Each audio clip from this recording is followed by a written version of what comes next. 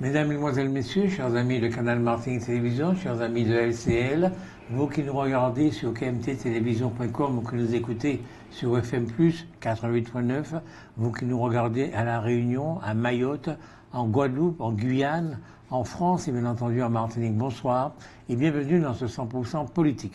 Nous avons le plaisir de recevoir aujourd'hui Jean-Yves Bonner. Jean-Yves Bonner est président de Contact Entreprise. Il est secrétaire général de la Fédération régionale du BTP. Des travaux publics de Martinique. BTP. BTP, donc bâtiments et travaux publics. Et travaux publics, tout à fait. Les deux. C'est toujours les deux. Souvent, mais à l'échelon national, il y a une fédération du bâtiment et une fédération des travaux publics. À l'échelon national. Mais dans les territoires, en général, il y a à la fois des activités de bâtiments et de travaux publics au sein de mêmes entreprises. Et donc, pour des questions d'échelle, il y a souvent une fédération qui regroupe les deux types d'entreprises, les deux secteurs. D'accord. Vous êtes qui alors? Qu'est-ce que vous faites dans la vie? Dans la vie, actuellement, je fais plein de choses. Je suis relativement, effectivement, occupé. D'abord, j'assume les fonctions donc, de secrétaire général au sein de la fédération du BTP de Martinique. C'est assez prenant, c'est un secteur dont on entend parler alors souvent pour des problématiques, mais la fédération et tout le secteur est engagé dans des actions de structuration profondes, et ça me passionne et ça m'occupe beaucoup. Contact Entreprise est également en termes de temps auquel il faut accorder à cette association et à ces actions assez prenant finalement. Et puis en dehors de ça, j'ai une vie tout à fait normale avec des familles, des amis et puis des loisirs que j'aime, voilà. Dont l'aïeul, tiens. C'est un peu l'époque. Vous aimez l'aïeul pourquoi? Pour les valeurs que ce sport, que cette activité véhicule, pour les contacts humains. Et puis j'aime la compétition. Je suis un compétiteur dans l'âme et moi je trouve ça beau que des gens puissent concourir les uns contre les autres avec des règles quand elles sont respectées. Et voilà, moi je trouve que c'est beau en fait. Ce spectacle, c'est un spectacle magnifique sur la mer et je trouve que ça valorise la Martinique, ça valorise les Martiniquais. Et franchement, je passe beaucoup de temps. Dès que je peux, je vais sur les courses de championnat. On trouve qu'il y a moins de monde que pendant le tour. Mais la passion est là, en ce qui me concerne. Donc pendant le tour de Yole de la Martinique, vous êtes sur un catamaran qui suit la course, vous avez un champagne à la main, avec des petits fours, avec des amis autour de vous, et depuis votre catamaran, vous regardez les... Alors j'ai fait l'expérience de suivre la course en mer une fois, alors c'était pas sur un catamaran, c'était sur... petit bateau à moteur, et en fait on est trop loin et on voit rien. Et donc moi j'aime beaucoup les départs, le moment du départ et la préparation de la course avant que avant que les yoles ne s'en aillent combattre sur l'eau. Ça j'aime ça. Et puis je suis le long de la côte, voilà, je trouve ça plus sympathique. Et puis je me mets à côté comme on dit chez nous, de grands hommes, des gens qui connaissent, qui ont des anecdotes, qui lisent la course, et c'est passionnant d'être à côté de ces puits de science. Puis ça me permet d'être à l'extérieur, et puis parce que sur l'eau, c'est pas toujours très facile. Et surtout pas sur un kata avec des petits fours et autre chose, c'est du champagne. Est-ce que vous êtes marié? Alors, j'ai été marié, je suis divorcé, mais okay. Voilà. Est-ce que vous avez des enfants? Oui. J'ai deux jeunes adultes maintenant. Donc ma fille aînée qui a 23 ans aujourd'hui et qui s'insère dans la vie professionnelle, donc c'est très bien. Donc, et puis mon fils qui vient d'être diplômé dans une spécialité dont a besoin la Martinique, donc j'espère qu'il va pouvoir lui aussi s'insérer dans la vie professionnelle. Il a fait un BTS aquaculture et voilà, donc il est parti du territoire parce que bon, cette spécialité n'existe pas ici, et il a, comme moi, tenu après ses études supérieures ailleurs, revenir travailler dans son pays. Et mes 2 enfants ont fait ce choix pour le moment et ça me remplit de joie en tant que père. D'accord. Est-ce que l'un des deux ou les deux s'intéresse à l'aïeul? Alors, oui. Alors, moi, je suis marinois. Et donc, j'ai une appétence pour les 4 Excusez-moi, yoles. je dis ça pour les gens qui ne sont pas de la Martinique. Le Marin est une ville du sud de Du la sud Martinique. de la Martinique. Donc, vous êtes marinois. Je suis marinois, donc du marin. Et donc, j'ai une appétence pour les 4 yoles de la commune, avec un petit coup de cœur pour Sarah Autodistribution, qui est le tenant en titre du qui ont gagné l'année dernière. Gagné l'année dernière. Voilà. Mais mes enfants, de manière assez curieuse, ma fille est supportrice de la Rosette Lapalooza, je ne sais pas pourquoi, et mon fils est supporter de UFR Champfleury. Voilà. Donc, on a dans la famille une belle diversité de yoles que nous les 3 s'intéressent à l'aïeul. Les 2 s'intéressent à l'aïeul. Ils sont souvent venus avec moi voir des courses. Alors, des fois, il faut rester un certain temps sous le soleil, etc. Ils supportent bien, ils sont passionnés. On va même voir aussi des courses de bébé-yoles. Il y a malheureusement moins de monde parce que ça intéresse moins. Mais c'est tout aussi passionnant parce que c'est l'apprentissage de la grande yole et c'est là aussi qu'on voit les futures pépites. Vous avez dit que aucun des deux n'est dans le BTP. Non. Ok. Non. Et j'en ai pas. Alors, je leur en parle. Hein. Ma fille, à un moment donné, était un peu dans l'immobilier, mais dans sa spécialité, la communication digitale. Donc ça l'a rapproché un petit peu de son père, mais pas plus que ça professionnellement. Mais c'est très bien. Mon rôle de père, c'était simplement de les accompagner dans ce qu'ils voulaient faire. Et ils ont tous les 2 choisi des secteurs dans lesquels ils s'épanouissent, où ils vont s'épanouir, concernant mon fils. Et c'est très bien. Voilà. Pas de contraintes, pas d'influence, pas d'orientation. Voilà. Vous avez dit que votre fils est aquaculteur. Il est effectivement dans cette spécialité. Okay. C'est un secteur où il y a des besoins énormes. En Martinique. Oui.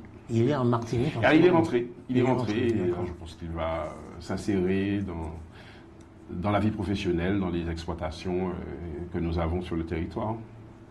Est-ce que ce fils, c'est un métier quand même assez neuf, assez innovant en Martinique, est-ce que son projet c'est de trouver une entreprise dans laquelle il va s'insérer, ou au contraire d'essayer lui-même de faire une entreprise? Alors, dans l'immédiat, je pense qu'il va s'insérer dans une entreprise existante.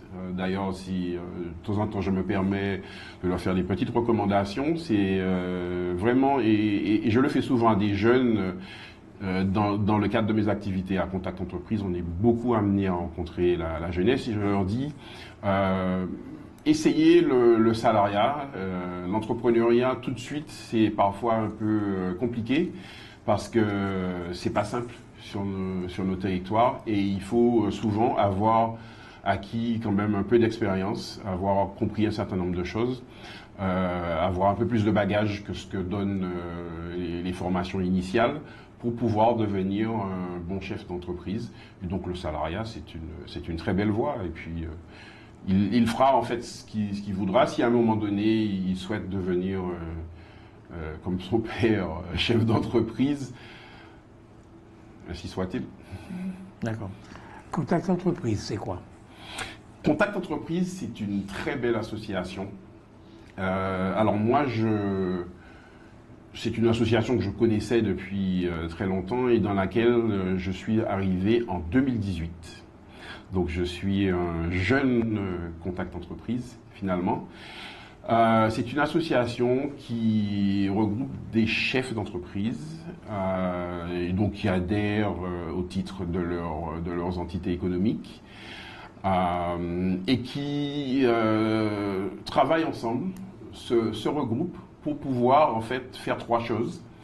La première, défendre les chefs d'entreprise parce que ce sont des individus dans le contexte martiniquais et même mondial qui sont précieux, des gens qui ont envie de monter des entreprises, éventuellement de créer de l'emploi. Ça, ce sont des individus qu'il faut chérir. Nous défendons aussi les entreprises elles-mêmes et leur image en particulier. Et on voit que ces temps-ci, c'est un combat qui n'est pas simple.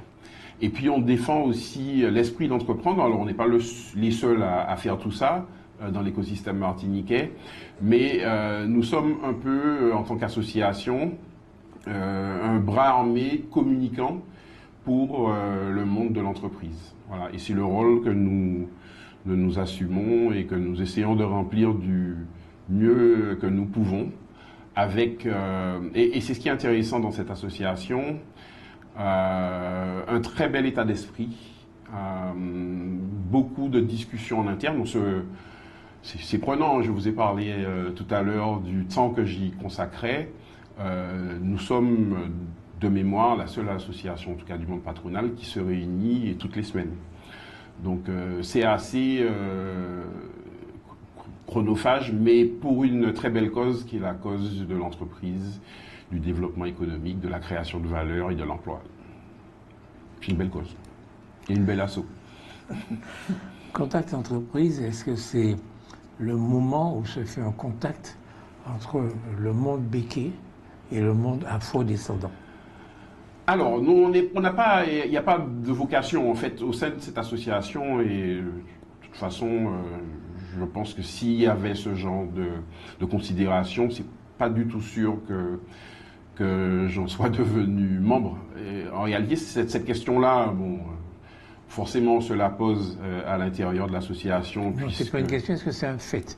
Est-ce que dans Contact Entreprise, c'est à des béquets et des afro-descendants? Alors, il y a de tout. En fait, il y a des chefs d'entreprise. Moi, je peux faire dire qu'il y a des chefs d'entreprise. Certains d'entre eux sont effectivement des béquets, n'ayant pas la langue de bois.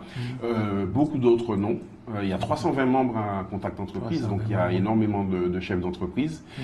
Et donc, nous, on aime dire qu'il y a des chefs d'entreprise, des gens qui ont créé de l'activité, qui veulent dynamiser ce territoire. Et parmi eux, il y a des afro-descendants, des Indiens, des Syro-Libanais, des béquets. Il y a tout, en fait. Il y a tout. Et en fait, il y a la Martinique. Et cette diversité, c'est la nôtre, c'est notre réalité. Pour des raisons diverses et variées, historiques. Voilà. Mais nous acceptons en fait cette réalité et nous n'en faisons pas un obstacle, nous n'en faisons pas un sujet de discorde, nous en faisons au contraire une force. Et c'est ce qui est important dans cette association. Et dans d'autres, il y a d'autres syndicats professionnels où il y a aussi une belle diversité. Et en tout cas, ce ne sont pas des sujets que nous abordons de manière récurrente. Ça peut arriver parce que l'actualité se rappelle à nous et que dans le débat public, la question est posée. Mais ça ne nous empêche nullement de travailler ensemble et d'essayer de défendre la cause de l'entreprise martiniquaise. D'accord. Je ne posais pas là en termes de position ou d'affection. Dans les faits, c'est vrai que le monde économique est très béqué quelque part. En proportion, oui. Donc je vous demandais si ça se retrouvait dans Contact Entreprise. Pas plus que ça, finalement. Non, pas plus que ça. On a effectivement toute taille d'entreprise au sein de Contact.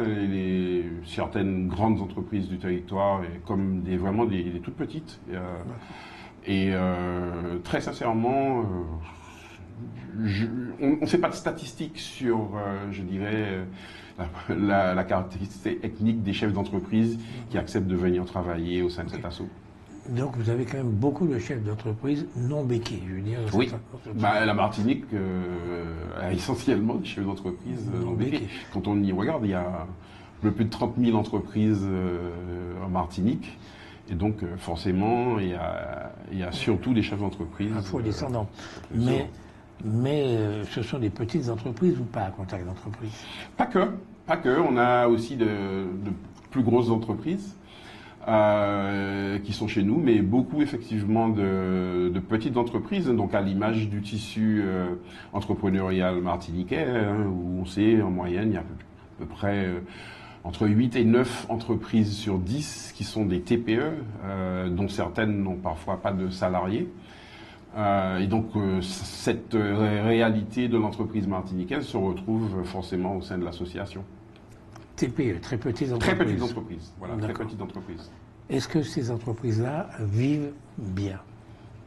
Certaines vivent bien, très bien.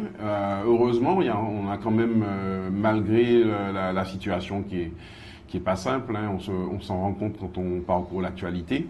Pour l'entreprise martiniquaise, il y a des entreprises qui sont très performantes, mais des entreprises de toute taille, de tout secteur.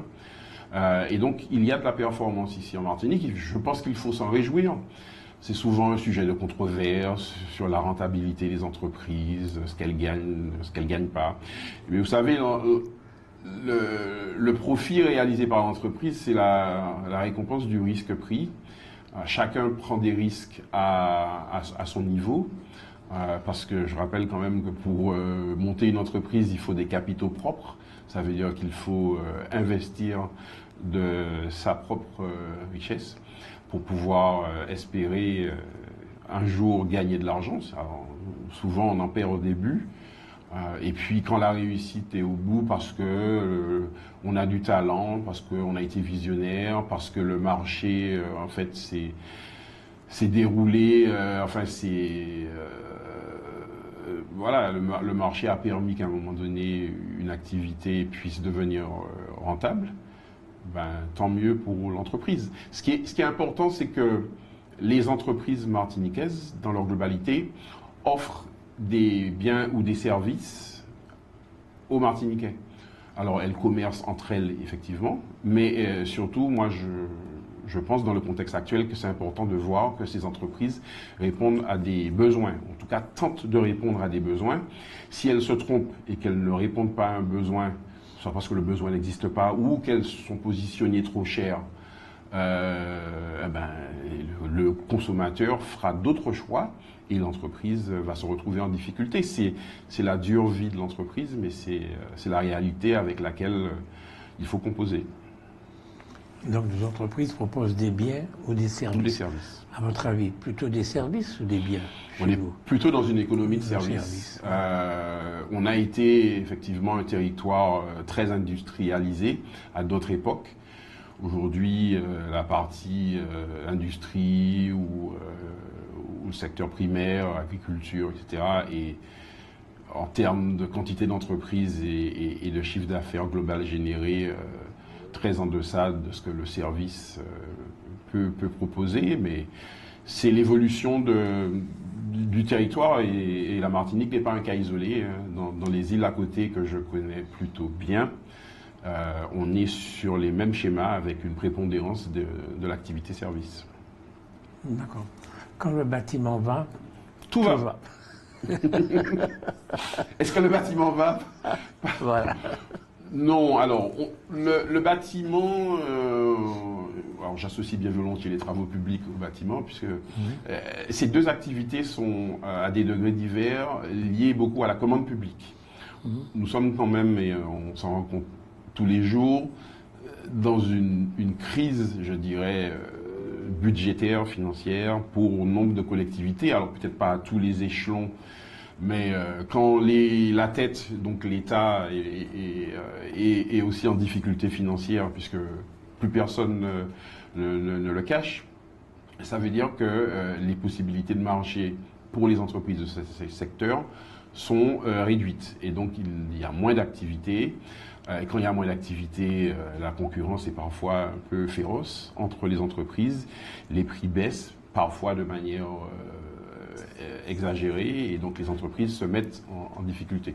Donc on est sur un secteur qui, le bâtiment et les travaux publics, qui connaît des difficultés, je dirais à la fois structurelles. Hein. On a par exemple des difficultés à envisager le renouvellement des effectifs salariés, parce que c'est un secteur qui malheureusement n'est pas suffisamment attractif aujourd'hui.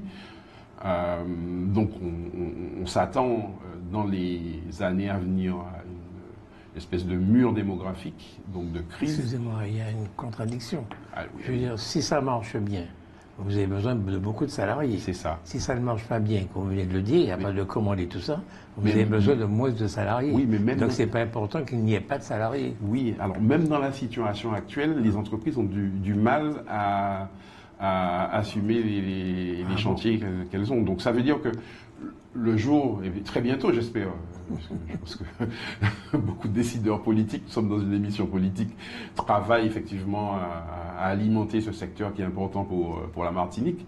Le jour où on a une activité qui repart à des niveaux normaux, là on va être complètement coincé. Parce qu'on n'a pas aujourd'hui les hommes et les femmes en capacité de venir travailler dans ce secteur. Mais quand ce constat-là, on le fait depuis plusieurs années. Il y a un certain nombre de mesures que nous essayons collectivement de prendre pour redonner de l'attractivité à ce métier. Mais c'est pas simple, hein, parce que on lutte, et je suis un exemple vivant, hein, donc ça je peux éventuellement en parler. Les familles sont en fait prescriptrices, c'est-à-dire que souvent dans les familles on n'encourage pas. Vous voyez, moi ce que j'ai fait avec mes enfants, je les ai laissés complètement libres de choisir leur voie professionnelle. Dans les familles, on ne cite pas beaucoup ceux qui veulent aller dans le secteur de la construction à poursuivre dans cette voie. Moi j'ai été un peu rebelle, pour être tout à fait honnête, et je suis au départ un pur produit de la formation BTP martiniquaise, parce que j'ai fait un bac technique qui n'existe plus aujourd'hui. C'était un bac F4 au lycée de Trinité. Il ne s'appelait pas encore France Fanon à l'époque. Mais voilà, j'ai choisi, et alors je ne dis pas en complète opposition à mes parents, mais en tout cas, j'ai dû affirmer ma volonté de faire ce bac technique et pas un bac général que certains considéraient peut-être plus prestigieux, mais parce que j'avais choisi ma voie et que c'est ce que je voulais faire. Pourquoi vous vouliez faire ça? J'aime le concret, j'aime voir en fait les résultats des actions qui sont entreprises. Et ce secteur, alors les constructions, elles finissent par à un moment donné, parfois être démolies, mais c'est au bout de 50, 60, 70 ans, 100 ans. Et donc on laisse une trace quand on est bâtisseur. On voit un ouvrage sortir de terre, on le conçoit, on le construit, on le voit sortir de terre, on le voit émerger. On le fait ensemble, en équipe, avec des entreprises diverses et variées qui, chacune dans leur domaine de compétences, vient apporter en fait sa part à la construction. Et moi, je trouve que c'est beau. Et je trouve qu'on peut à l'aide de ces chantiers, de ces réalisations, inciter des plus jeunes à rejoindre vous. Sur de beaux ouvrages, il y a de très beaux ouvrages en Martinique. Très très beaux ouvrages. On a fait de très belles choses ici. Et on continue à en faire. Très bien. Je vois que vous avez une tasse là. J'ai une petite tasse, oui. Alors, quand je parle des fois un peu trop, j'ai mis un peu d'eau. En fait, c'est simplement pour m'hydrater, parce que l'émission durant un certain temps. J'ai pas envie de me retrouver un peu à faune sur les dernières minutes de l'émission. Voilà. D'accord, donc ça donne une indication sur votre caractère aussi. Vous avez pensé qu'on n'avait pas de verre ici, donc vous avez porté votre tasse. Je suis un garçon prudent. Et donc je pense que souvent, et peut-être que les Martiniquais devraient aussi s'en inspirer, plutôt que de chercher des solutions et quémander des solutions ailleurs, on devrait surtout s'intéresser à préparer nos propres solutions. En même temps, sans faire exprès. Donc je prends un peu d'eau. Prenez un petit peu d'eau, mais sans faire exprès, vous êtes piégé. Ça va vous apprendre à porter votre tasse vous-même. Vous me dites? Oui, je vous le dis. Ah oui, allez-y. Sous votre tasse, il y a un dessin. Oui. C'est quoi? Il y a un dessin qui en fait, sur cette tasse il y a écrit, alors j'ai pas mis, je l'ai pas orienté du côté caméra, oui. Mais sur cette tasse c'est écrit Sénégal. Ok. Et puis donc c'est une scène de la vie africaine. Et le dessin c'est quoi? Et ce sont des cases africaines avec des baobabs au second plan. Ce sont donc des cases africaines. C'est-à-dire que je suis un bâtisseur. Non, lycée, vous parlez du BTP, du bâtiment, des travaux publics, et vous baladez avec des cases. C'est exactement l'opposé. Non, oui, pas du tout. C'est tout à fait. Alors, Sur la construction, nous sommes très attachés à ce qu'on appelle les techniques de construction vernaculaire. Et il y en a beaucoup qui, de manière très curieuse, hein, on est effectivement aussi dans la modernité. On utilise des drones maintenant dans nos métiers, on fait plein de choses. Ça a l'air de vous ennuyer. Vous êtes un homme du passé, vous? Non. Et pourquoi vous avez peur des drones? J'ai pas peur des drones, enfin, je ne sais pas les piloter. La façon dont vous en parlez là, on utilise des drones comme c'était une catastrophe. Il ne faut pas en faire l'alpha et l'oméga. C'est-à-dire que moi, c'est vrai que j'ai un côté assez conservateur et traditionnaliste. Et donc, je pense que je ne suis pas opposé aux évolutions et à la modernité, mais je pense qu'il faut d'abord maîtriser un certain nombre de valeurs et de techniques fondamentales auquel je suis attaché. Moi, j'aime bien voir un maçon en train de poser les parpaings et de les jointoyer au mortier, alors qu'il fait son mortier avec sa truelle dans une... voilà. Je trouve ça beau. Mais parce que je suis atypique. Ah oui, là, vous êtes atypique. Mais j'assume complètement de ne pas être quelqu'un de tout à fait ordinaire et classique. C'est extraordinaire. Je veux dire que quand je regarde l'hôtel de police, le bâtiment de l'hôtel de police, avenue du Général de Gaulle. Très moderne. Bon. Quand je regarde le globe de Kirlis, je me dis qu'il y a un pas de géant qui a été fait dans le bâtiment. Vous êtes en train de me parler de la truelle avec le béton, c'est bizarre. Parce que les deux doivent cohabiter. L'un n'empêche pas l'autre. Et je pense qu'il faut à la fois former des professionnels pour construire des villas tout à fait basiques avec des agglos de béton qu'on fabrique d'ailleurs chez nous. Et puis aussi permettre que, je sais pas, des jeunes qui font de brillantes études d'architecture puissent un jour être architectes en chef sur de si beaux projets. Il n'y en a pas assez d'ailleurs. Non, mais ces nouvelles constructions dont nous parlons, est-ce que vous pensez que c'est inéluctable ou bien c'est juste une parenthèse comme ça? Est-ce que vous pensez que la construction même en Martinique, comme dans le monde entier, va évoluer vers ce genre d'immeuble, quoi? Moi, je pense qu'il y aura à un moment donné un petit retour en arrière parce que je pense qu'on allait trop vite, trop loin. On a ici, moi je m'intéresse beaucoup à ce qu'on appelle la pathologie des constructions, donc tous les désordres, les sinistres. Ça a été d'ailleurs un de mes métiers dans l'entreprise. J'étais en charge de ce qu'on appelait chez nous le service après-vente. Parce que vous savez que les bâtisseurs, une particularité, c'est qu'ils sont engagés sur une partie des éléments de l'ouvrage pour 10 ans. Donc ça veut dire qu'ils ont intérêt à faire les choses bien. Donc, vous voyez, c'est une durée qui est exceptionnellement longue, plus longue d'ailleurs que beaucoup de mandats politiques. Donc voilà. Vous voyez, donc il y a cette exigence de qualité parce que on est y contraint par la loi. Et donc ça oblige à bien faire les choses. Et on a ici parfois voulu copier des techniques constructives européennes. Et on s'est créé des problèmes parce que nous sommes dans un environnement qui est différent, avec effectivement des conditions dans lesquelles vivent les bâtiments qui sont très différentes, l'humidité, les UV et plein d'autres choses, les gaz issus de la décomposition des algues sargasses par exemple, qui n'existent pas sur d'autres territoires et qui créent en fait un certain nombre de dégâts, alors des fois rapides, des fois moins rapides, aux constructions. Et donc c'est important qu'on ait cette expertise locale, à la fois pour la conception, que ce soit au niveau des architectes, des bureaux d'études, des ingénieurs, etc., mais aussi dans la réalisation, dans les choix de matériaux que nous faisons. Il faut que nous soyons spécifiques parce que les conditions dans lesquelles vivent ces ouvrages sont spécifiques.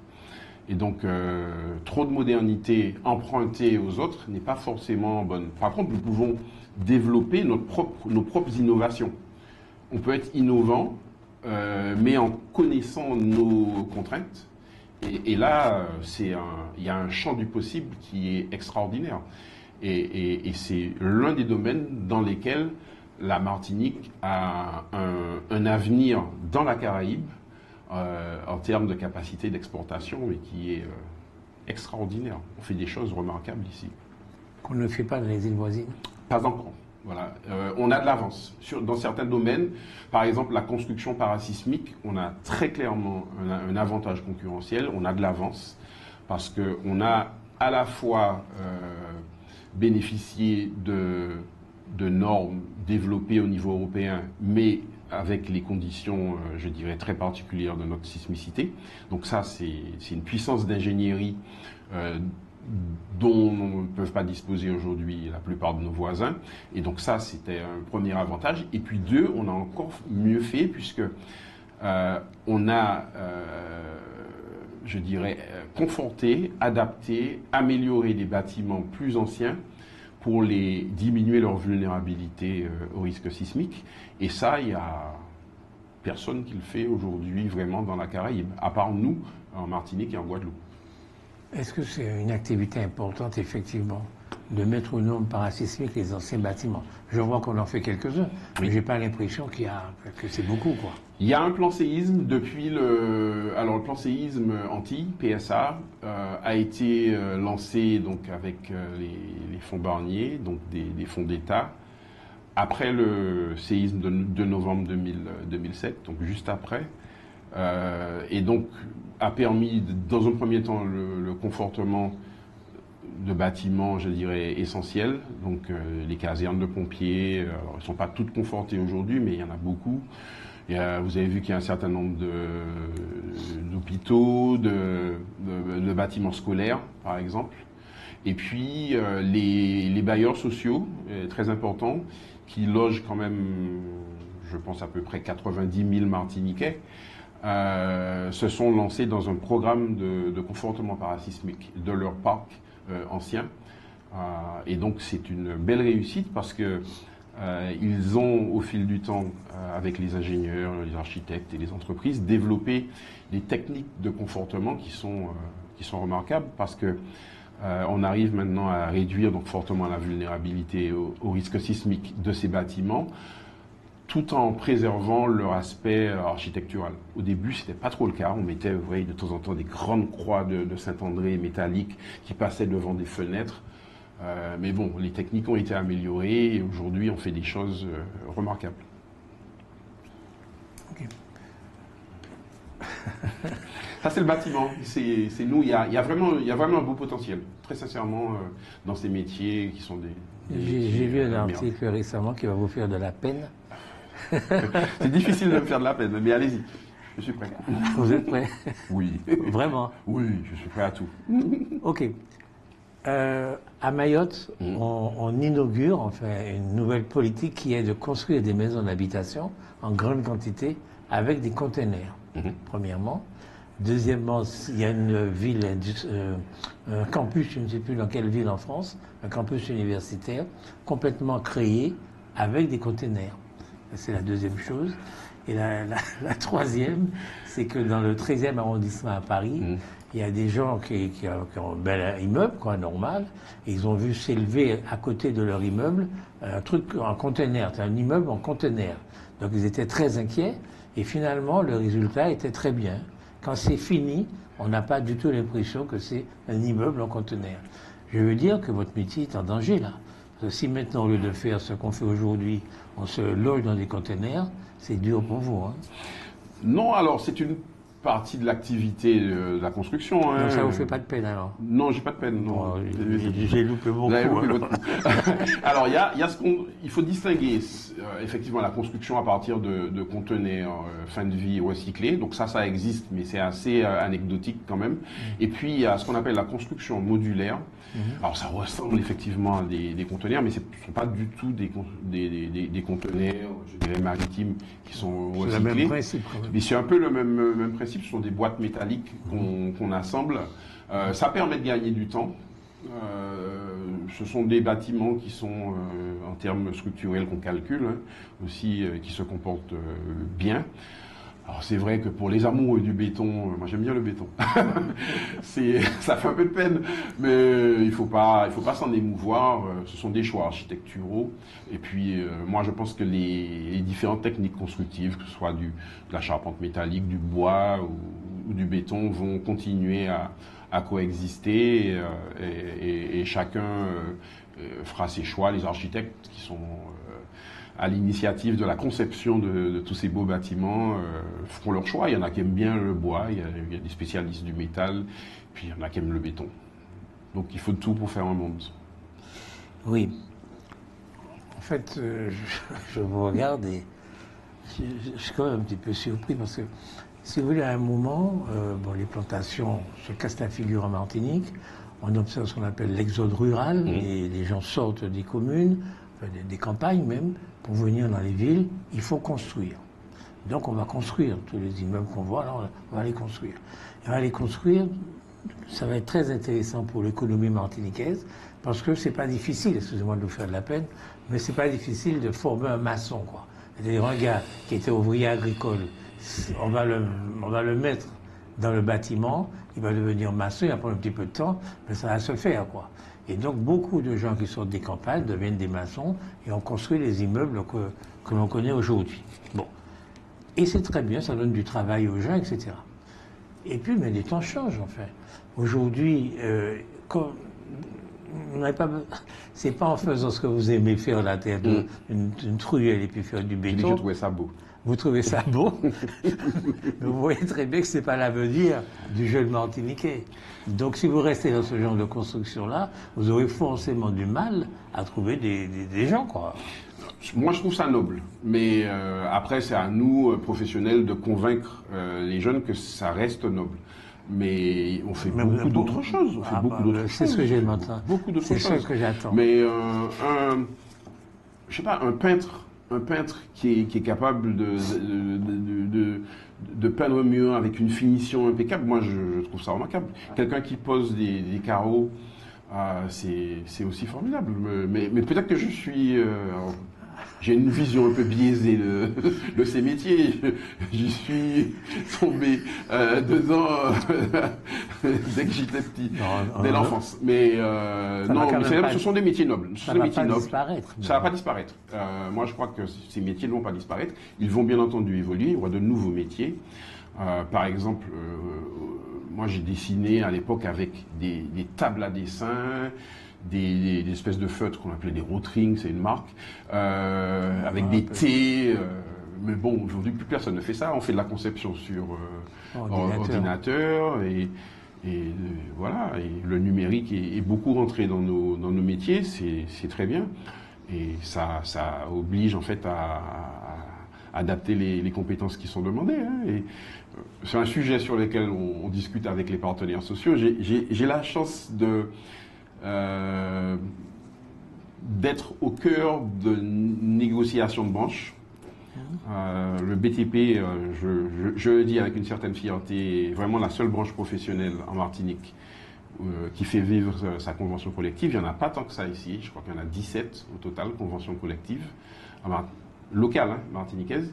Sinon, les autres, beaucoup de secteurs, en fait, sont sur des conventions collectives nationales qui sont inadaptées à nos réalités et qui ne permettent pas, en fait, aux partenaires sociaux, employeurs et salariés de discuter des problématiques vraiment martiniquaises. Dans le BTP, on a cette chance de pouvoir, alors on n'est pas toujours d'accord, là on est en négociation salariale de branche, c'est pas simple, c'est un secteur qui est en difficulté, mais moi je suis content et aussi fier de pouvoir participer à ce dialogue social qui est réel. Et on discute de beaucoup de choses, de pénibilité, on discute d'évolution des compétences. Là on est en train de réviser la grille de classification. Et c'est complexe parce que on a une population d'ouvriers et d'ouvrières du BTP existante, qui parfois n'a pas de diplôme, mais qui a une vaste expérience qu'il faut valoriser.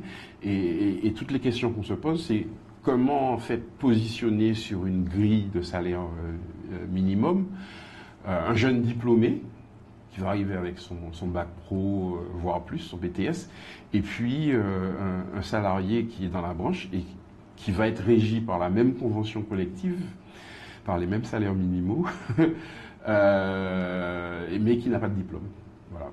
Et il faut qu'on trouve des solutions, et ces solutions, on les cherche et on est en train de les trouver avec les syndicats de salariés, qui sont nombreux dans notre branche, mais qui sont particulièrement actifs, et c'est une très bonne chose. Moi, je pense, je fais une petite parenthèse, j'ouvre et que je referme tout de suite, je pense que la Martinique a tout à gagner à dialoguer entre employeurs et salariés et au-delà, donc à créer des espaces de dialogue pour éviter un certain nombre de dérives. Et moi, je crois que le pouvoir à la rue n'est pas une bonne chose, parce que je pense que les uns et les autres sont en mesure de désigner des gens qui acceptent les responsabilités, mais qui ont des mandats et qui représentent, et que ces gens-là soient en mesure et en capacité de négocier au nom d'eux et de trouver en fait des positions médianes qui servent l'intérêt de la Martinique, au-delà de leurs intérêts propres. Je pense qu'il y a cette capacité. C'est pas simple, hein. Quand on est négociateur, moi je négocie pour le compte bien entendu des employeurs dans le BTP, avec un mandat donné par un conseil d'administration, mais dans l'échange avec les syndicats de salariés, il faut trouver cet accord, parce que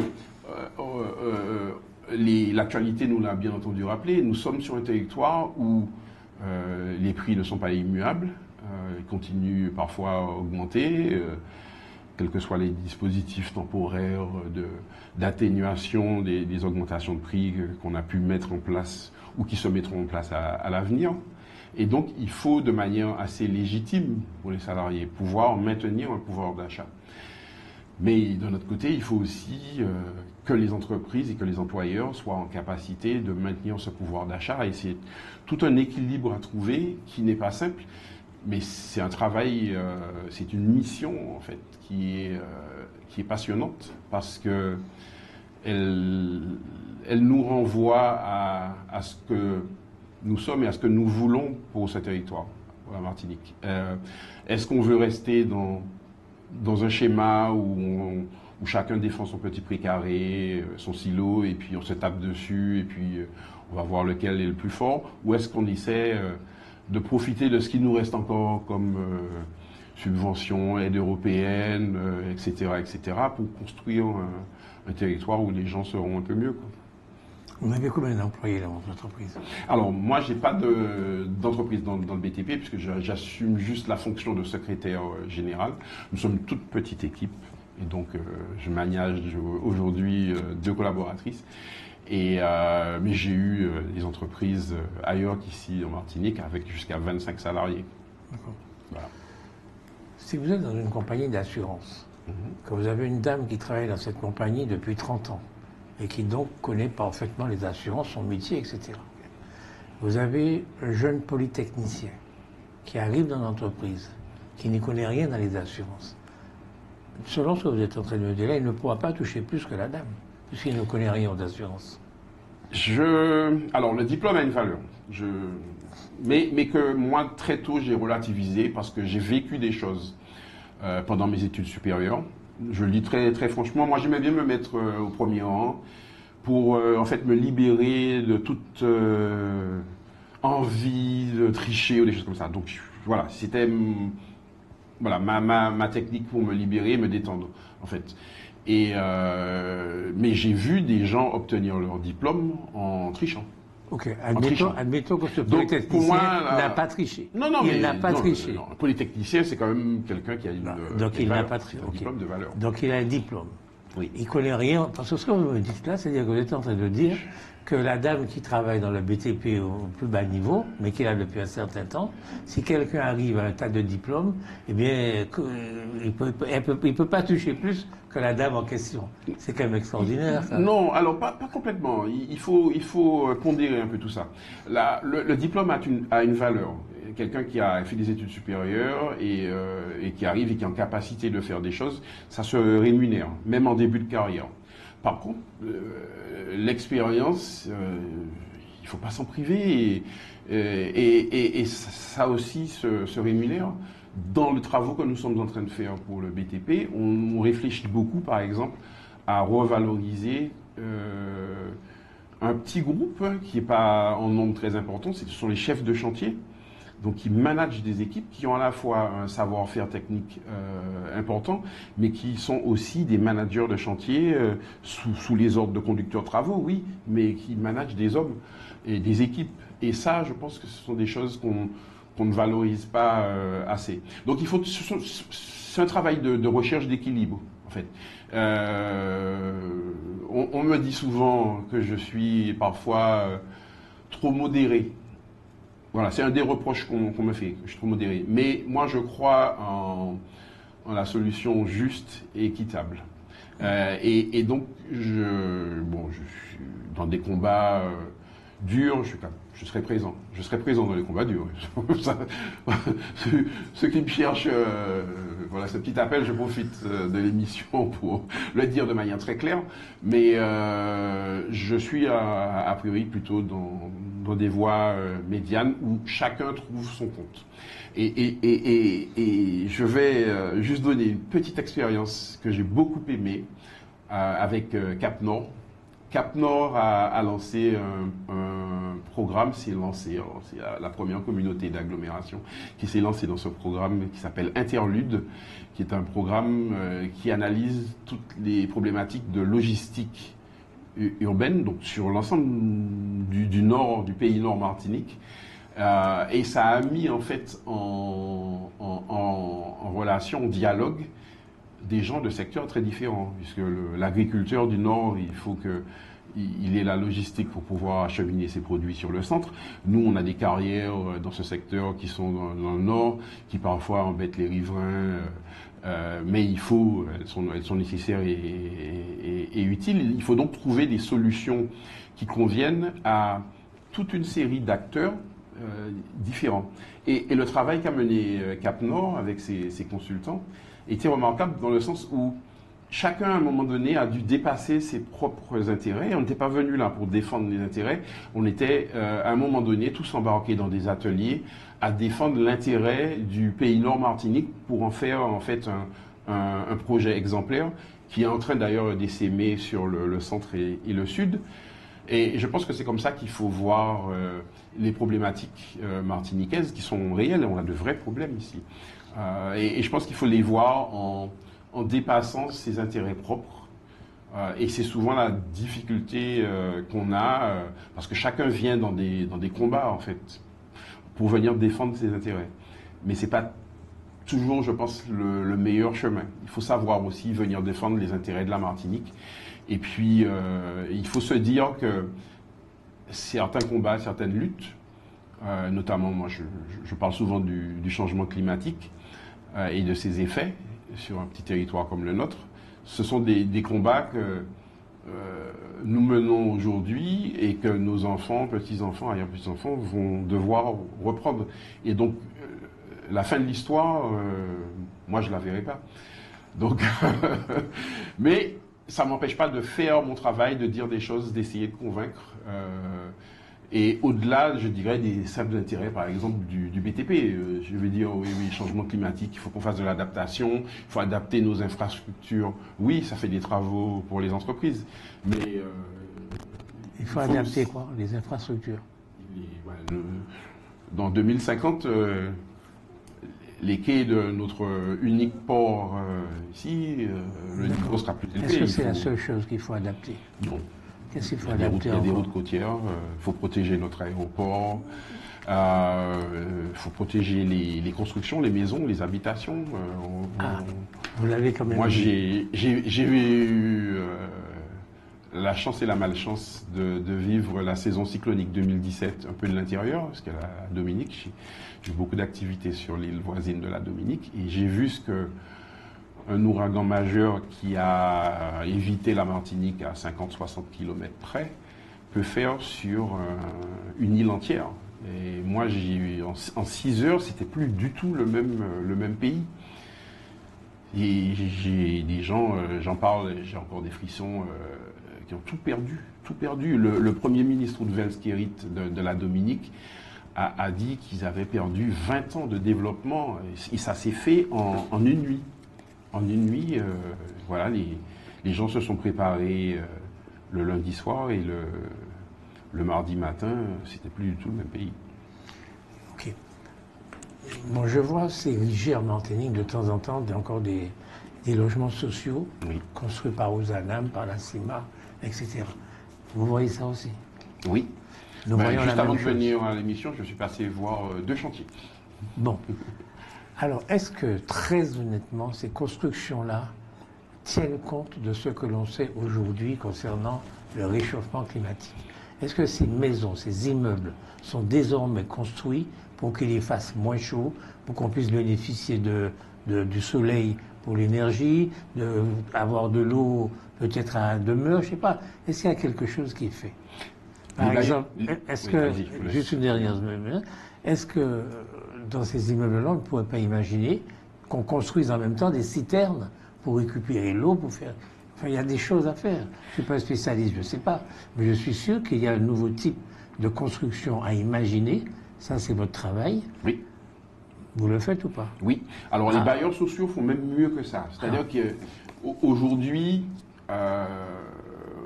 on s'aperçoit, et je pense que c'est la décision la plus sage, il ne suffit pas souvent d'être conforme aux normes d'aujourd'hui. Il faut avoir cette capacité d'anticiper quelles vont être notamment les conséquences du dérèglement climatique, et donc éventuellement des sécheresses prolongées sur l'avenir. Parce que quand on construit en fait un immeuble, on construit pour au moins 50 ans. Au moins 50 ans. Donc ça veut dire que oui, réglementairement, il faut répondre à un certain nombre d'exigences qui existent aujourd'hui, mais la sagesse nous commande en fait d'imaginer quelle va être la vie des occupants de ces logements ou de ces immeubles de bureaux dans 20 ans, dans 30 ans, dans 40 ans, dans 50 ans. Et là, ça coûte quelque chose. Il faut savoir que ça coûte. C'est fait, peut-être insuffisamment, mais aujourd'hui, il y a une vraie dynamique. Moi, je salue l'action notamment des bailleurs sociaux qui sont des maîtres d'ouvrage importants pour le territoire parce que dans notre activité BTP, c'est un peu le métronome, c'est-à-dire de l'activité. Et quand il y a du logement social qui se fait, à des conditions acceptables, ça donne une chance en fait aux entreprises d'avoir un minimum d'activité. Ça irrigue en fait les distributeurs de matériaux et donc le secteur vit en fait quand même beaucoup sur ce secteur. Alors on fera moins de construction neuve par rapport à notre démographie notamment. On fera beaucoup de rénovation et de réhabilitation de logements plus anciens. Et là, ça va nous obliger, nous entreprises, à faire une révolution culturelle parce que aujourd'hui, c'est une activité où il y a déjà beaucoup de besoins et où nous ne sommes pas outillés, prêts, parce que de temps en temps, par exemple, il faut venir travailler à l'intérieur de logements où les gens, les occupants sont présents. Et ça implique, en fait, à la fois des compétences techniques, on est d'accord, une organisation de chantier particulière pour passer le moins de temps possible chez les occupants, mais ça demande aussi des compétences humaines et donc des savoir-être qu'il faut développer chez nos salariés. Chez vous. Chez nous, hein. Ah oui, c'est une responsabilité. On ne la met pas chez les autres, là, ça c'est à nous. Et ça, il faut savoir, donc on sait que ça vient. Et donc il faut revoir dans nos formations et rajouter ce genre de module, parce que c'est là où l'activité va être. Et les bailleurs sociaux nous le rappellent, SMHLM, Ozanam, CIMAR et les autres, nous rappellent que le besoin, il va être essentiellement là. Et donc ils nous demandent de nous organiser. Et donc c'est à nous, effectivement, secteur, de nous prendre en main et effectivement de mettre en place les formations qui vont bien et puis de dynamiser, d'inciter des entreprises à se spécialiser dans ces secteurs parce que c'est là que l'activité va être aussi. Vous êtes donc du BTP et vous nous dites qu'il vous manque des salariés. Oui. Est-ce que ça veut dire qu'il n'y a plus de Haïti en Martinique? Il y a dans notre secteur une part d'activité illégale qui est connue dans le BTP. Nous ne sommes pas les seuls. L'agriculture, malheureusement, également. Et l'hôtellerie, l'hôtellerie peut-être, ou restauration, surtout restauration, est victime du même fléau. Moi, je dis que c'est un fléau. Vous faites de la délation, là? Non, pas du tout. Continue. On est sur des choses qui sont factuelles, qui sont connues, qui sont documentées, connues de l'autorité préfectorale, de la DES, et de tout le monde, et de tous les Martiniquais. Voilà. Donc, c'est pas un scoop. Mais c'est une réalité, mais qui me peine. Là, vous voyez, là, vous avez réussi à me faire de la peine, parce que en réalité, on touche à des questions de dignité humaine.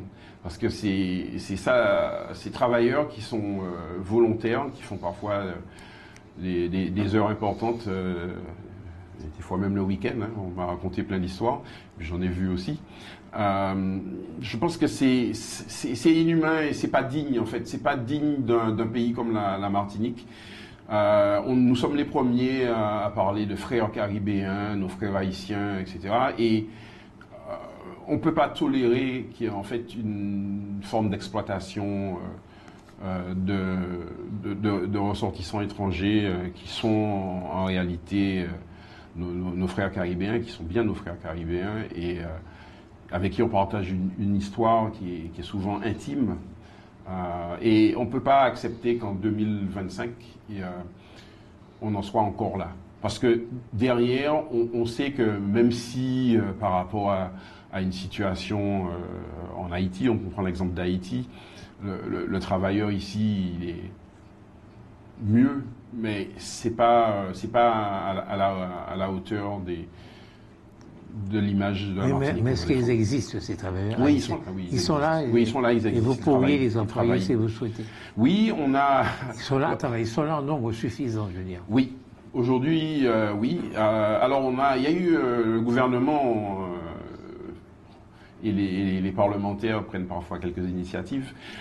Et donc, il y a eu le 21 mai, alors la date est presque symbolique, dernier, un arrêté qui a été pris, mais qui ne concerne pas les territoires ultramarins, malheureusement, qui en fait permet la régularisation de travailleurs étrangers non réguliers dans un certain nombre de métiers. Et nous, la question qu'on pose, on l'a posée au syndicat de salariés, c'est est-ce que vous seriez favorable à ce que cet arrêté du 21 mai 2025 soit étendu à nos territoires? Et qu'est-ce qu'ils disent? Oui et non. Ils disent oui et non parce que... alors, ils sont très sensibles, on est tous très sensibles à l'aspect humain, mais ils pensent souvent dans les combats que mène l'association environnementale et salariés, c'est-à-dire trouvons les solutions, je dirais, internes avant de vouloir favoriser les choses un peu externes. C'est souvent la position qui se comprend. Moi, je respecte, en tant que négociateur au sein de cette commission paritaire, je respecte beaucoup la parole des autres. Elle est précieuse parce qu'elle peut s'exprimer, parce qu'on a un espace dans lequel chacun peut donner son point de vue dans les limites du respect. De temps en temps, il y a quelques rappels à l'ordre, parce que ça devient parfois un petit peu personnel. Ça, on essaye d'éviter la discussion, parce que en commission paritaire, on discute de l'avenir de 6800 salariés de ce secteur, un secteur qui est donc important pour l'économie martiniquaise. Et on n'est pas là pour discuter de nos vies personnelles, de nos expériences personnelles. Mais voilà, donc c'est mitigé, la position des syndicats de salariés est assez mitigée. Mais nous reconnaissons tous la souffrance humaine et il y a chez nous une vraie volonté dans la volonté que nous avons globale de redonner de la noblesse à nos métiers, qu'il n'y ait plus ce genre de pratiques, qu'il n'y ait plus d'exploitation de salariés, que la convention collective locale que nous travaillons ensemble puisse être pleinement appliquée par tous les employeurs de ce secteur.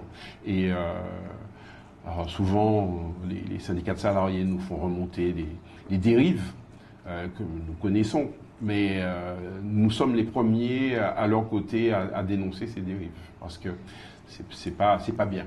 Voilà. C'est pas bien. Quand je vous ai demandé si le BTP allait mal, la première chose que vous m'avez dit, c'est qu'il manque de salariés. Oui. C'est donc un problème crucial. D'accord? Il y a des Haïtiens ici. Oui. Ils ne sont pas bien vus par les salariés martiniquais parce qu'en fait, c'est une question de concurrence déloyale. Vous allez vouloir faire un travail. Je vais nuancer. Vous allez nuancer. Je vais nuancer. Je vais nuancer tout de suite. Alors, je nuance tout de suite. Alors, c'est pas qu'ils sont bien vus, c'est complexe parce que quand on pose, moi j'ai posé la question de manière très claire. En général, je suis plutôt franc et j'affronte les oppositions et les difficultés. Quand on agit, on peut faire des erreurs, le moins possible, j'espère me concernant, mais il faut être clair. Et donc, ils ne sont pas anti-haïtiens, au contraire, je pense qu'ils savent tous qu'il y a aujourd'hui à la fois une réalité, puisqu'il y a Haïtiens travaillent, et puis un vrai besoin. Parce que même aujourd'hui, on est sur des combats d'activité, c'est-à-dire que l'activité, elle n'est pas suffisante. Et ça, on le dit très clairement, et notamment à nos maîtres d'ouvrage publics, il n'y a pas assez de travail pour les entreprises martiniquaises. C'est notre cœur de combat. Et donc, même dans cette situation où les entreprises n'ont pas assez de travail, on est déjà en manque de salariés. Donc, c'est grave parce que si les maîtres d'ouvrage, imaginons là, il y aura une nouvelle vague, ce seront peut-être les mêmes, hein, de maires en mars de l'année prochaine avec des élus dans les intercos, dans nos 3 communautés d'agglo. Imaginons qu'ils lancent plein de travaux, parce qu'il y a des besoins. Regardez dans le secteur de l'eau, il y a des besoins considérables, avec des financements qui existent. Donc imaginons que les travaux sortent. Il faut que nos secteurs soient en mesure de répondre. Et si demain matin, il faut qu'on réponde en ayant régularisé un certain nombre de frères caribéens, ben faisons-le, mais soyons clairs. En tout cas, ma position personnelle, c'est que des gens qui sont sur le territoire, qui contribuent à sa construction, doivent pouvoir bénéficier des mêmes avantages que les Martiniquais de souche. D'accord, ben voilà, donc c'est exactement ce que je voulais vous entendre dire. Merci. Ouais, des fois je suis un peu long, mais on finit par y arriver. Mais c'est un pays complexe et des fois le chemin direct on prend des coups, on est incompris. Alors des fois il faut savoir être patient. Moi j'ai appris, alors j'étais longtemps un peu impatient. Mais mon long séjour dans l'île voisine de la Dominique m'a appris énormément de choses. Alors d'abord l'humilité, la culture de l'humilité, et puis beaucoup la patience. Ce sont des gens, nos voisins sont des gens extraordinaires. Ah bon? Bah oui, parce que moi je vais prendre l'exemple du combat contre la vie chère, notamment dans l'alimentaire. Les prix là-bas sont pas très éloignés des prix que nous avons ici, hein, avec des salaires qui sont 4 à 5 fois inférieurs aux nôtres, en moyenne. Et les gens vivent. Alors, quand on interroge les amis, les gens de la rue, effectivement, ils trouvent que c'est trop cher, mais nous, ici, on trouve que c'est trop cher et on a tous raison. En fait, on a tous raison de dire que c'est trop cher. Mais il n'y a pas chez nos voisins les mêmes réactions. Et c'est-à-dire que les gens ne sont pas, sont très peu dans la recherche de boucs émissaires. Ils vivent des difficultés, ils ont des réalités qui sont dures, parfois beaucoup plus dures que les nôtres, mais il n'y a pas cette recherche permanente de boucs émissaires. Alors de temps en temps, ils tirent un peu sur le gouvernement, les hommes politiques, mais c'est de bonne guerre. Mais il y a aussi dans ces territoires des communautés, je dirais, allez, je vais utiliser un gros mot, possédants. Donc des gens qui économiquement ont réussi. Les possédants à la Dominique, c'est qui? Dans ce secteur-là, beaucoup des familles syro-libanaises. C'est syro-libanais. Oui, syro-libanais. Mais ils ne sont pas pointés du doigt comme nous nous pointons. Comme nous nous pointons les béquets. C'est ça que vous êtes en train d'essayer d'expliquer là. Oui, enfin, il n'y a pas que les béquets. Hein. Il y en a d'autres qui ont. Dans la crise de l'année dernière, il n'y a pas que les. C'était quand même les principaux visés. C'était les principaux. Bien, on va imaginer quelque chose qui va vous faire plaisir. Merci, monsieur Laouché. Vous êtes président de la communauté territoriale de Martinique. Oh là, vous voyez comme ça vous fait plaisir. Non. Imaginons ça. C'est un rêve. Il y en a d'autres qui ont rêvé. Pour vous, c'est un rêve ou un cauchemar?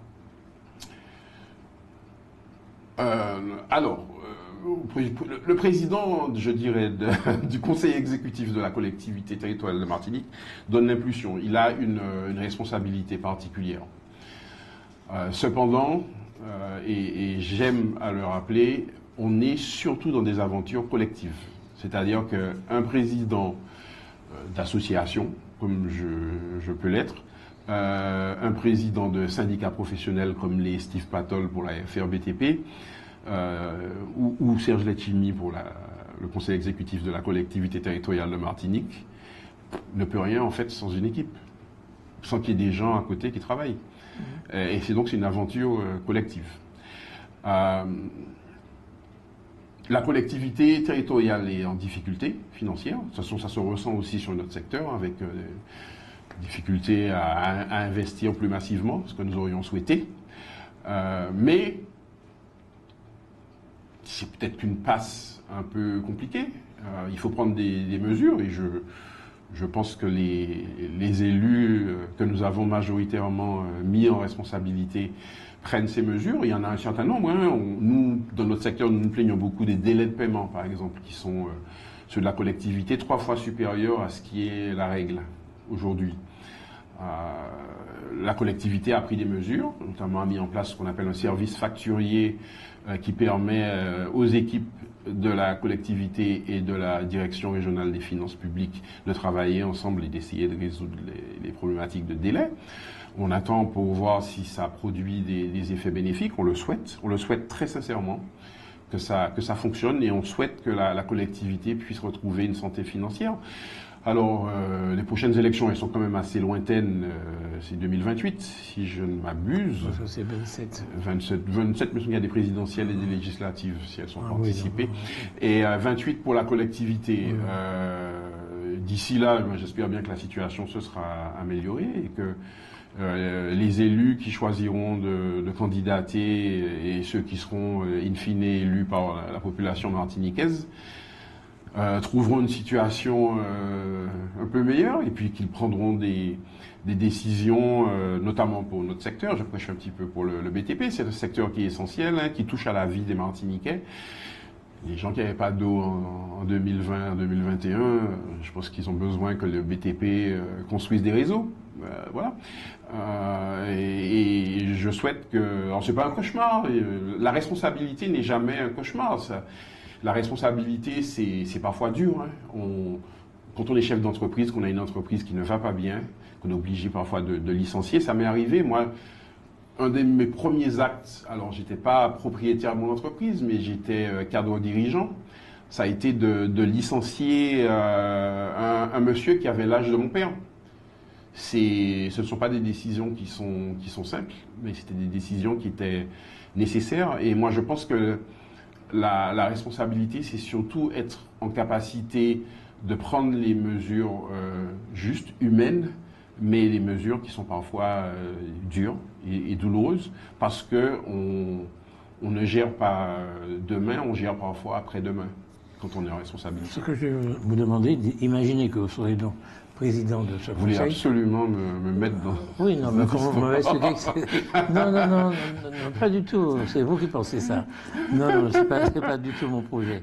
Mon projet, c'est de vous demander qu'est-ce que vous auriez engagé comme grand chantier aujourd'hui en Martinique. Grand chantier Martinique, je pense qu'il faut qu'on ait une vision beaucoup plus claire. Aujourd'hui, moi, j'ai une critique, et moi, je pense que tout un chacun est en mesure non seulement de critiquer, mais aussi de proposer, ce qu'on essaie de faire partout où je suis.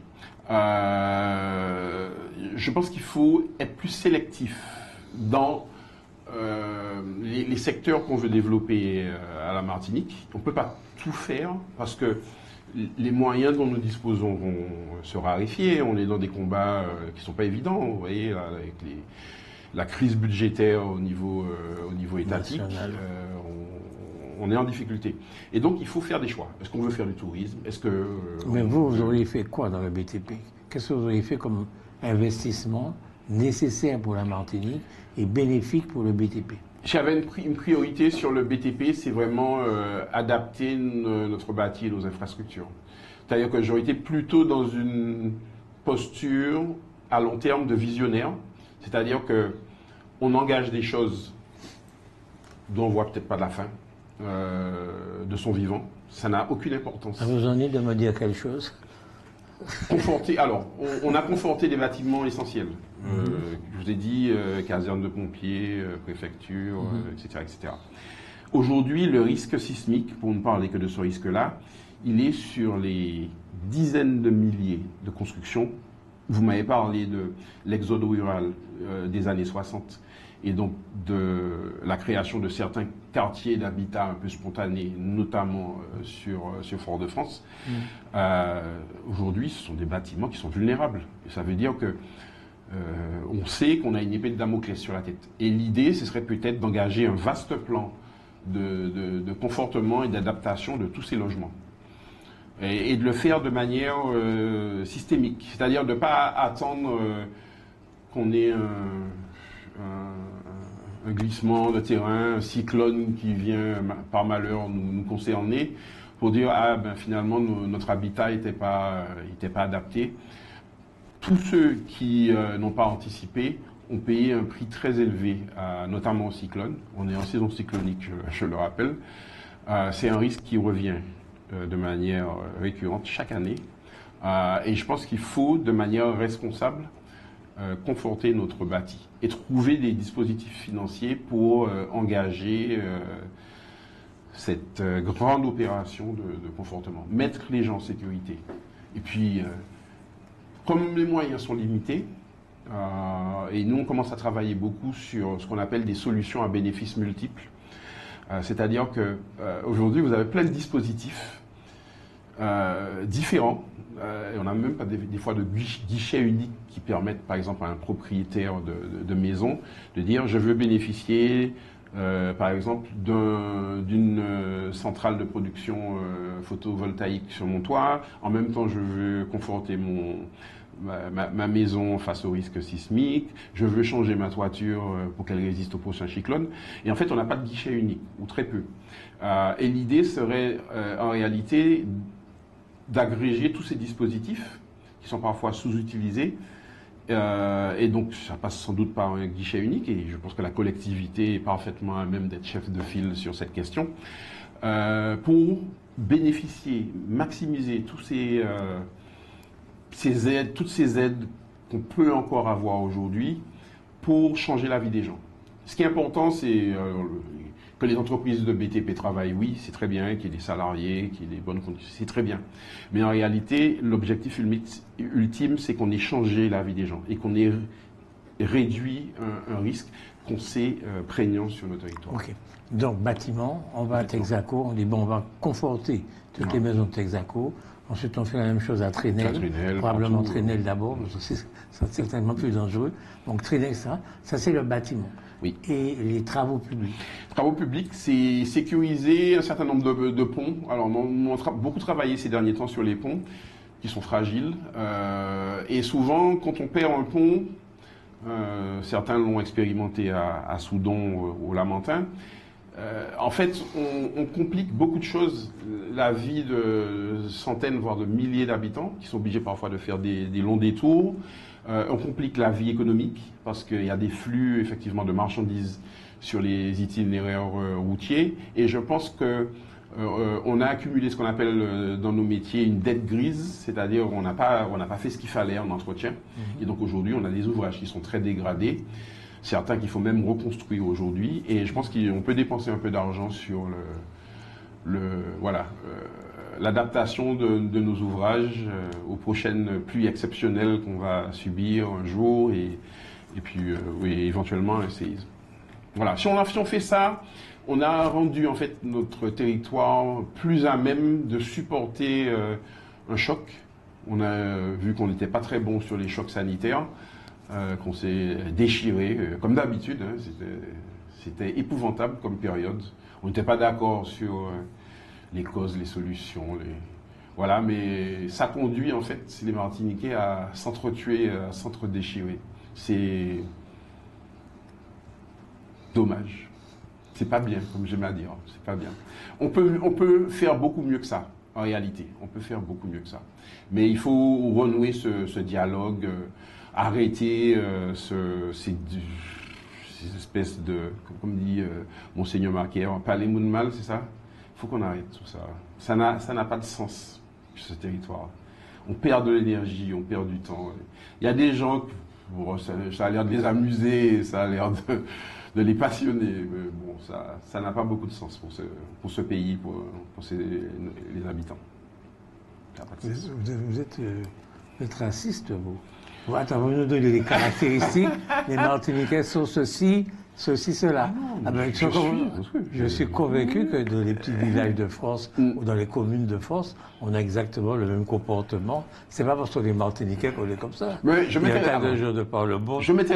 m'intéresse essentiellement à chez nous. Je regarde ce qui se passe ailleurs. Et d'ailleurs, souvent, on a l'impression ici qu'on est méprisé. Ça, c'est un terme que... On nous méprise, le gouvernement nous méprise, nous infantilise. En fait, j'entends ce genre de termes-là. Et puis quand je vais dans voir mes collègues ou des amis dans les provinces françaises, ils disent la même chose. Donc vous voyez, mais finalement, c'est peut-être qu'on est face à un État un peu jacobin, centralisé, et que tous les territoires en fait se plaignent de la même chose. En tout cas, vous êtes sur la défensive. Parce que si vous avez fait l'armée, vous, c'est la défensive. J'ai fait mon service militaire. Ah ben oui, parce que tout ce que vous nous avez expliqué, c'est la défense. C'est-à-dire, on va conforter, on va améliorer, etc. Oui. Mais rien de nouveau en réalité. Moi, je pensais que vous allez quand même me dire, bon, puis j'ai un projet, quoi, un projet pour l'avenir, un grand projet, je sais pas. Le seul grand projet, mais qui est le corollaire du projet défensif, c'est que on est une société martiniquaise qui vive mieux. Voilà. Que humainement, tout ça, ça sert à quoi? Quand on fait des équipements publics, par exemple, moi je vois des communes, notamment la mienne, où le grand projet du maire José Miranda, c'est de faire il a fait des équipements publics. Voilà, et c'était le choix de son équipe.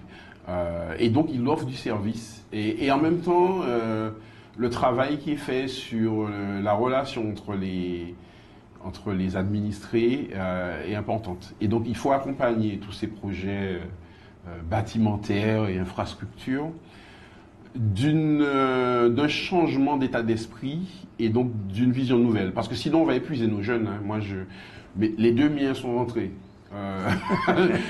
Je vais dire que j'ai de la chance parce que quand je regarde mes amis, et même mes frères et sœurs, c'est pas forcément évident. Donc voilà, allons passer à autre chose. Il y a l'histoire, il y a des situations aujourd'hui qui ne sont pas forcément satisfaisantes. Il y a des inégalités sociales dans ce pays. Les prix sont trop chers. Je suis le premier à le dire. Il n'y a pas de souci avec tout ça. Ça, c'est notre réalité. Mais comment on traite tous ces maux, toutes ces difficultés? Je pense qu'on peut être bien meilleur que ce que nous l'avons été jusqu'à présent. Et pour ça, il faut changer l'état d'esprit. Il faut travailler ensemble. Il faut dialoguer. Et moi, j'adore être dans des espaces de dialogue. Vous voyez, on est attaqué par Contact Entreprise. C'est un très bel espace de dialogue. On n'est pas d'accord les uns avec les autres. Assez souvent, d'ailleurs, je dirais. Mais à la fin, on a chacun mis nos arguments sur la table et on a trouvé une solution qui nous semble la meilleure, à la fois pour l'association et pour la Martinique. Voilà. Et c'est, je pense, comme ça, si on en arrive à un peu dépasser toutes ces chamailleries, ces divisions, ce palais Mounmal, etc., on n'a pas besoin de ça. On se fatigue. Ça vous traumatise. On va faire ça, mais on va y arriver. De toute évidence, vous êtes traumatisé là, parce que vous parlez beaucoup de ça. Non, c'est notre réalité. Je trouve que c'est un gaspillage d'énergie qui fatigue notamment les jeunes. Moi, j'ai 58 ans, j'ai pas... Ah bon? Voilà, c'est pas très grave. Vous ne paraissez pas tout ça, d'ailleurs. Oui, j'essaie de me tenir à peu près en forme, malgré toutes mes activités. Mais c'est important pour nos jeunes, parce qu'il faut qu'ils aient confiance en Martinique, en ce territoire, parce que c'est eux qui vont payer nos retraites. C'est ce que je leur dis. Est-ce qu'il serait important de faire au moins une communication qui fasse qu'on puisse beaucoup plus rapidement qu'aujourd'hui aller dans le sud de la Martinique? Si on imagine qu'on peut de Fort-de-France aller à Sainte-Anne par la route en 30 minutes, on pourrait faire de Fort-de-France une ville balnéaire finalement. Parce que les Français, quand ils me disent j'ai passé mes vacances au bord de mer, mais très souvent ils sont à 30 km de la mer. Mais pour eux, ils sont au bord de mer. Quand on est à Paris et qu'on a passé ses vacances au bord de mer sur la Côte d'Azur, on est parfois à 30, 40, voire 50 km. Donc Fort-de-France pourrait être une ville presque du bord de mer, si on pouvait facilement aller dans les communes où il y a des plages. Vraiment. C'est un secteur de la mobilité et des transports de personnes. C'est un secteur sur lequel, on le voit bien, hein, il y a aussi beaucoup de progrès à faire.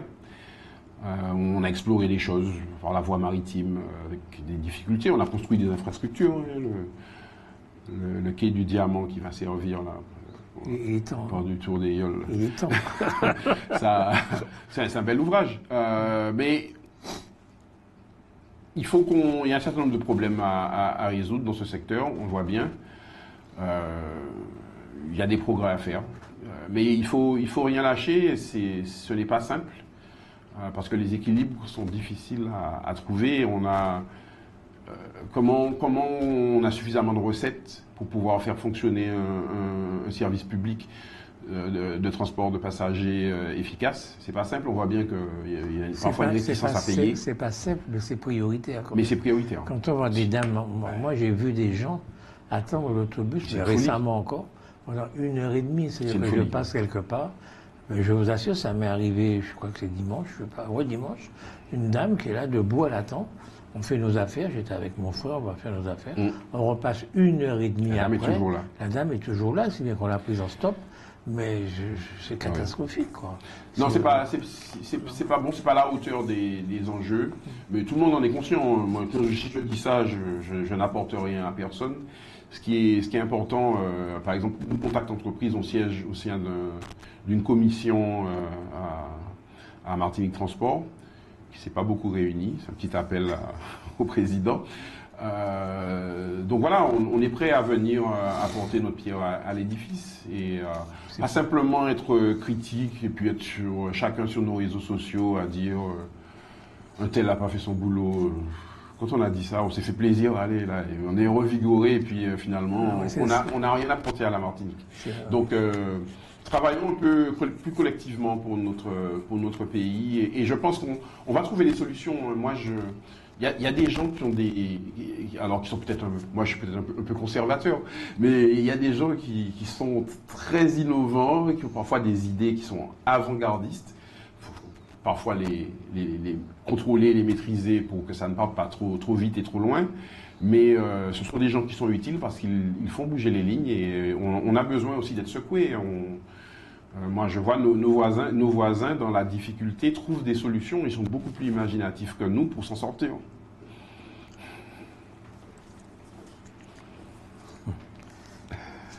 Ah, l'herbe est toujours plus verte ailleurs. Pas du tout. Si, c'est ce que vous êtes en train de dire. Non. Bon, mais il faut arrêter l'émission. Je n'y crois pas. Il y a des zones de verdure partout. Je n'y crois pas une seconde. Et je voudrais vous dire que c'est difficile de collaborer ou de coopérer avec nos voisins, parce que comme ils n'ont pas le même niveau de vie, ce sera difficile de leur vendre des choses. Je sais. Vous savez ça? Ah oui. Non. Et nos voisins, même si ce sont nos frères, ce sont d'abord nos concurrents. Ah bon, vous savez ça? Oui, oui. Ah bah, tant mieux. J'ai eu le bonheur d'être président de l'association des industriels de la Dominique, un privilège rare. Et j'ai vu les secteurs qu'en fait l'industrie dominicaine se développait étaient en confrontation directe avec l'industrie martiniquaise. Donc ils ne nous font pas de cadeaux. Hein? Non. Bien ils n'aiment pas notre octroi de mer. Ça, je vous rassure, ils n'aiment pas du tout notre octroi de mer. Bien qu'étant nos frères. Oui, néanmoins nos frères.